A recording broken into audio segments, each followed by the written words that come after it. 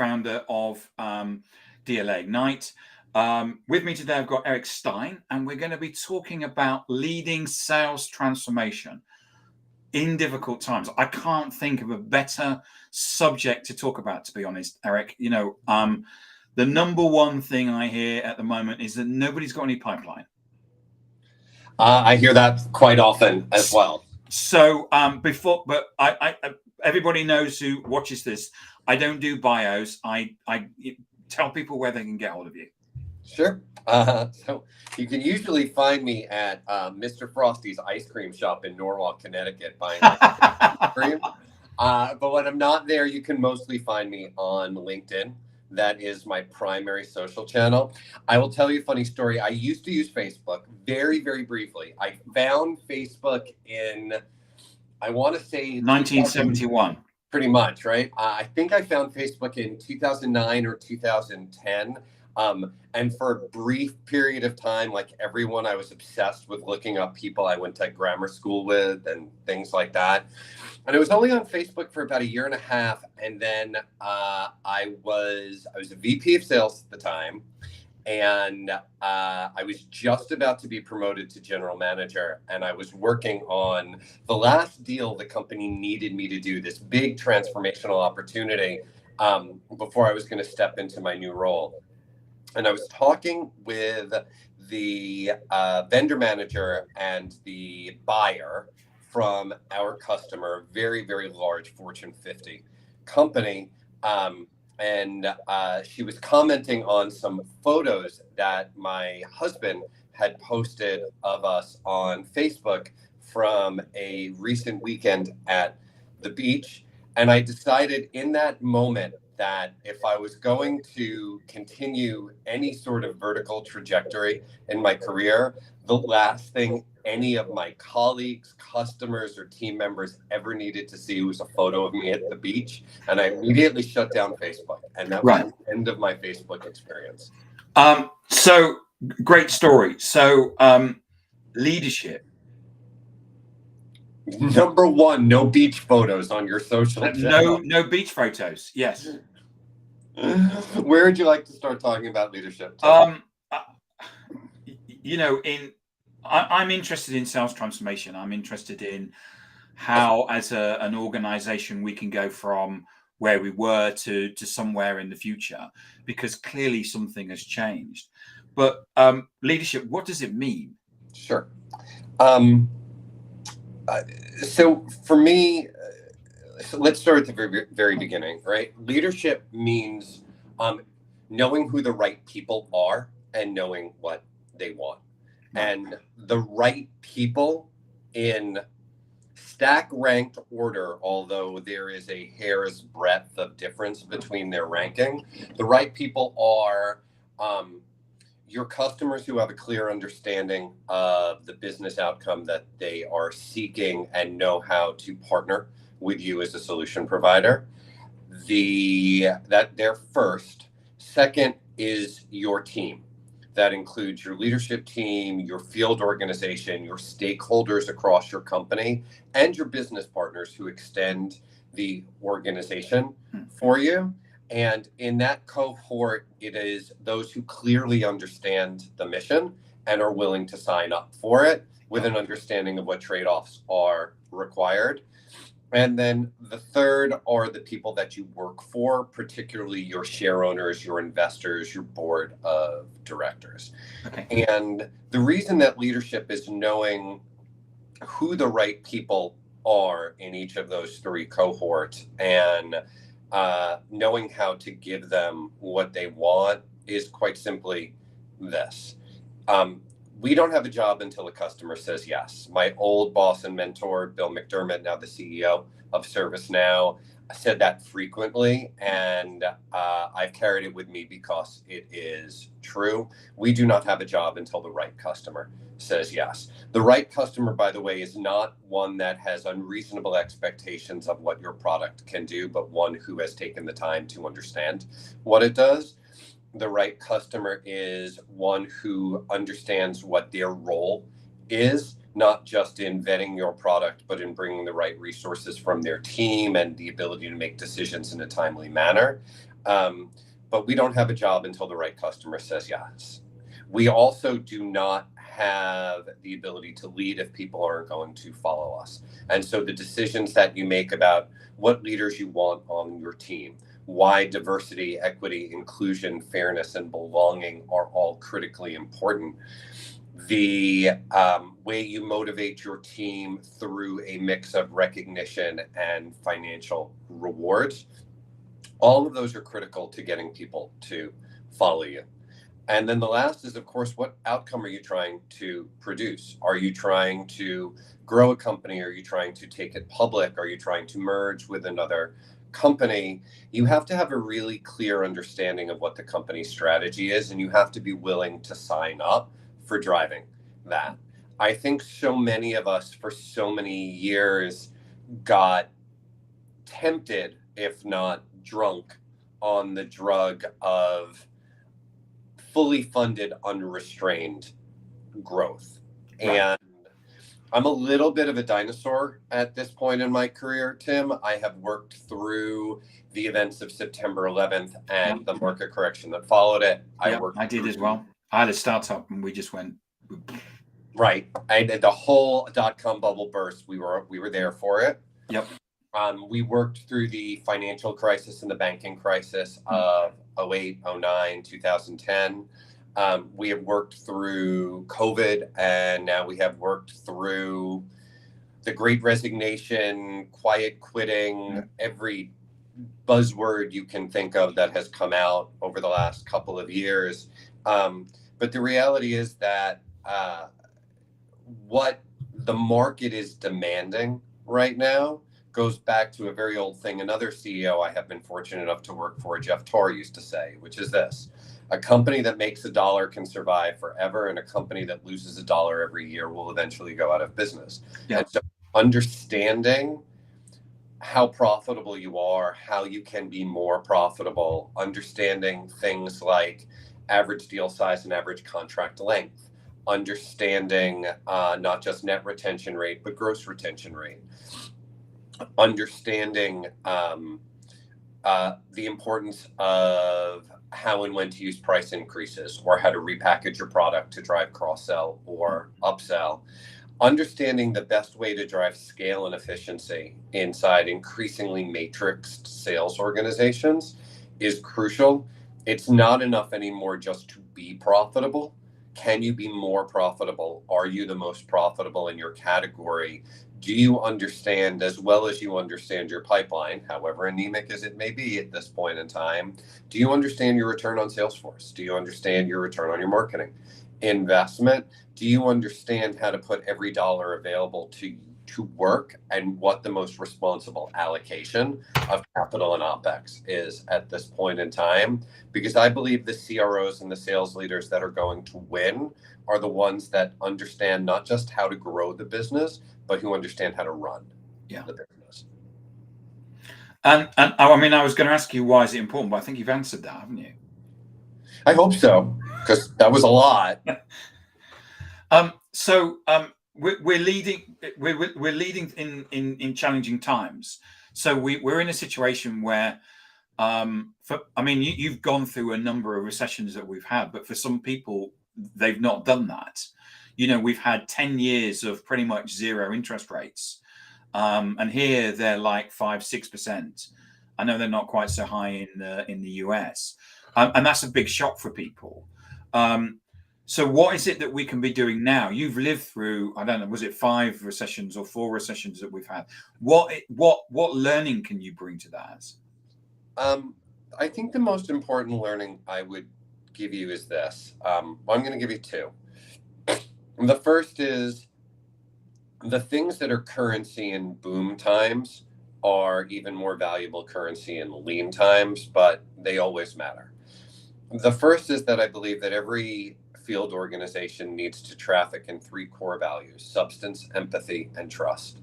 Substantively, you need to know something that your customer doesn't. You need to be able to bring them a point of view and an insight about their business that sets you apart from your competition and is transformative to their ability to transform their business. In terms of empathy, you have to care about their problem as much, if not more, than they do. If you want to solve it as badly as they do, then that will drive the third value, which is trust. Another thing McDermott used to say, earned in drops and lost in buckets. You need to be able to be as good as your word. When you don't know, say you don't know and then go find out. When you do know, take the time to explain and to explain why. Be respectful, be responsive. But those values will guide you well in boom or bust times, but even more when things are difficult. The second thing I would tell the folks listening is every organization pretty much breaks down into the same three buckets. You've got a top, a middle, and a bottom. You've got a top 20%, a bottom of 20%, and a big middle in the 60. And it should be clear who your top performers are, who your top customers are, who your biggest champions are. It should also be clear who's at the bottom, who's too new to evaluate, who your biggest detractors are. And again, this goes for customers, it goes for employees, it goes for business partners. The art of being a great sales leader is knowing what to do with the middle, right? Who is maturing? Who, with the right coaching and the right motivation, is going to move from the bottom of that 60% to the top of that 60% or into your top 20%? Yep. Who needs to be re-recruited because they've got the skill, they just may have lost the will, and you need to determine, can they get that back? Or has the moment just moved past them? You know, years ago when we used to do performance evaluations, we never took the 60 in the middle and just left them in the middle. We had a concept called left of median and right of median, and it was a great way of dividing up sort of the top of the middle and the bottom of the middle. I think that's good for a lot of, development and visualization purposes, but I really just think the most important thing to do is have a very, very clear understanding of who is in the middle and an even clearer understanding of what are you going to do about it. Yeah, when I've been involved in those in performance reviews, it is about understanding the individuals and why they're there. And we had individuals who had no interest in moving forward in their career, but they were fantastic at delivering what they were delivering. And of course, the performance review, in theory, was all about, well, we need to, where do you want to go in your career? Well, I'm happy where I am. Okay, well, and it was about making sure that we worked on each of those individuals, and there were some people that were falling down in terms of their performance, and really it was just about them finding their hunger, or they were distracted because they'd got elderly parents or something like that, and maybe it was a case of finding, how can we help you with that? It's interesting, but what you're pointing to is the importance of understanding people's motivations. I have over the years worked with many great sales professionals. I'm thinking of somebody now who is a 40+ year career individual contributor who is outstanding, but he likes the freedom that being an individual contributor gives his schedule. He likes the money that he earns. He likes the work-life balance he's able to achieve now that he has such deep technical expertise and sales acumen.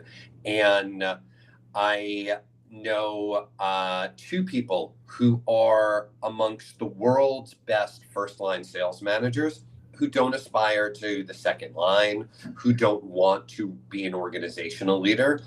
They like being team leaders. They have spent between them 50 years in first-line sales manager roles in the aggregate. And for each of them, what they love is developing talent, coaching people, and helping individual contributors who do aspire to be sales managers and organizational leaders to find those skills and to find that passion within themselves. And as a leader, it can be very hard sometimes to keep those people motivated or to retain them. And so every option that you have from creating, it's become very popular to do these early talent advisory boards. On several of my teams, we've created established talent advisory boards for 10, 15, 20 plus year career veterans and individual contributor and first line jobs to tackle big organizational problems. Sometimes it means involving them in your sales enablement strategy. Sometimes it means finding expert roles or other compensation strategies to reward and retain them. But you need to be able to respect, reward, and engage the individual who is happy at a certain career level and wants to continue to be challenged and recognized at that level, and not assume that everybody is on the same vertical trajectory. And that can be a really challenging thing to do, especially in times like this. So, Eric, I want to take a slight change. Yeah. And I want to talk about go-to-market transformation because I think it's important as part of leading sales teams. You when we had our prep call, you talked about there needing to be sales in market, customer experience versus the financial plan or the product. You talked about that. Talk to your audience through that. Sure. So when I think about go-to-market transformation, I actually start with 4 basic questions that I learned when I was a sales management intern 31 and years. You have it on a Post-it note on your... I do. That's right. My 4 questions. I did. I had it on a Post-it note above my desk. The 4 questions are, what do I make? Who buys it? What are they willing to pay for it? And how do I get it to them? And I come back to those 4 questions every single time I do a sales transformation. I come back to them all the time, quite honestly, for the same reason that you always have to come back to individuals' motivations, because sometimes somebody you think is going to be a 30-year individual contributor, all of a sudden at year 30, she decides now she wants to be a first-line manager, something she said no to 10 times. So you've always got to check, just like you're always qualifying a deal. You always need to check with your team's motivations. You always need to check these 4 questions. And so the question, what do I make, really is, do I understand the product market fit of what I'm taking to market? Because you can't do a go-to-market transformation if you're going to shift resources away from where the market is. So do you truly understand the addressable market for the products in your category? Do you understand how they fit together into a portfolio? Do you need to re-examine your packaging strategy?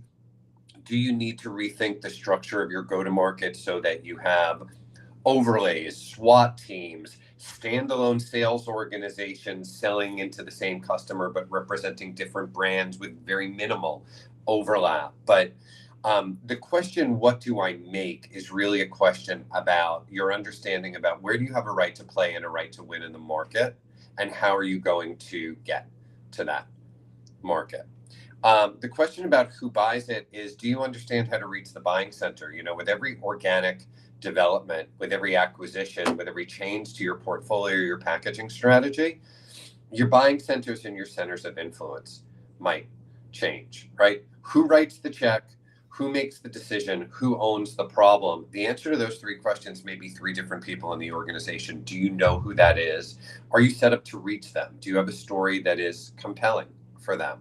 I see this a lot with startup and growth equity companies that start with a land and expand motion, right? They plant a lot of seeds everywhere, but when you don't continually interrogate the question of who buys it, then you may miss that you're only getting expansion opportunities upon hard renewal, and you should be pushing that expansion cycle more proactively, particularly if it's in your company's best interest to start shifting from 1 year to 3 year or longer multi-year agreements. You don't want to wait 3, 4, or 5 years to expand the portfolio, and you don't want to wait for the customer to come to you.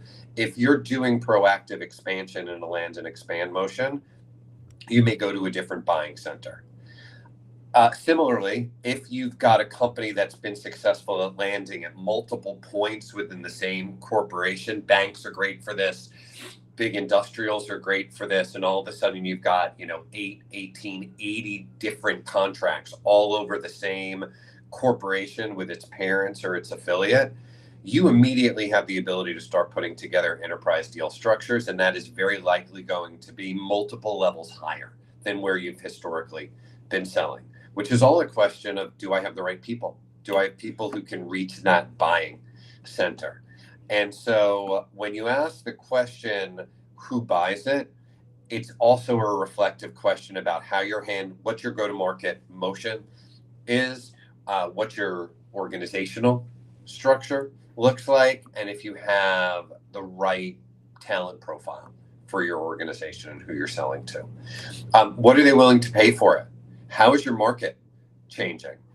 Years ago, I worked at a company that was at one point the market leader in their space, but because of open source, their market was going to zero very, very quickly, but they had been highly acquisitive and they were more valuable as a portfolio company, but they didn't have the go-to-market structure for a portfolio company. Every sales organization was a silo and it needed to be transformed into a matrix, and the portfolio needed to be repriced and repackaged.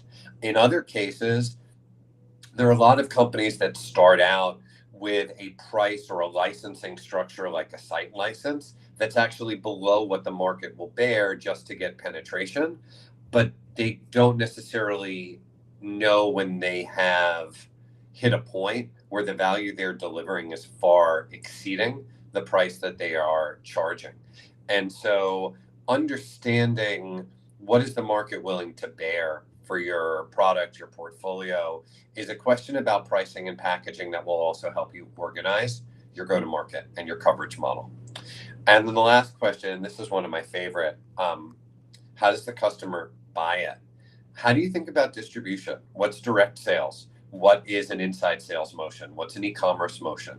Who are your partners? Who's your ecosystem? So many growth companies are sort of hell-bent on doing everything directly that they've shut out folks in their ecosystem who are not competitors, but they are a natural extension for their product.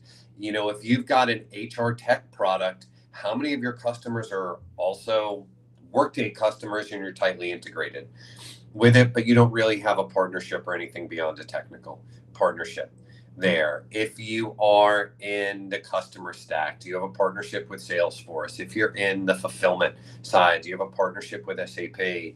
But really think through who your ecosystem is and how does that help you get to market. But those 4 questions, what do I make, who buys it, what are they willing to pay for it, and how do I deliver it to them, are all really, really crucial questions that help you explore segmentation, coverage model, pricing, packaging, comp strategy, talent level, and the assets and collateral that you're using to tell your value story and to build your ecosystem that I think are at the heart of every go-to-market transformation.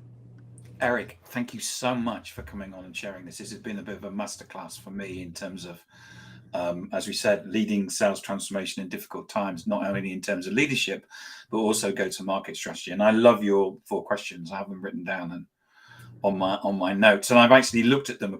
I'm now going, where's those notes from that conversation I had with Eric? You are very kind, Tim. I am honored to have been invited today. I was so honored, actually, that I had my hair done just like yours for the I really appreciate the time. Eric, no, it's been fantastic, and we've had some chat as well, and Andrew said it's a very interesting talk as well. So remind people where we can get hold of you. Just find me on LinkedIn. That's the best place to find me. Okay, brilliant, Eric. Thank you so much, and I know that you've trekked through jungles and planes, trains, and automobiles to get here today, and I really appreciate that as well. And thank you so much for that. I was delighted to do it. Thanks, Tim. Have a great Thanks, Eric.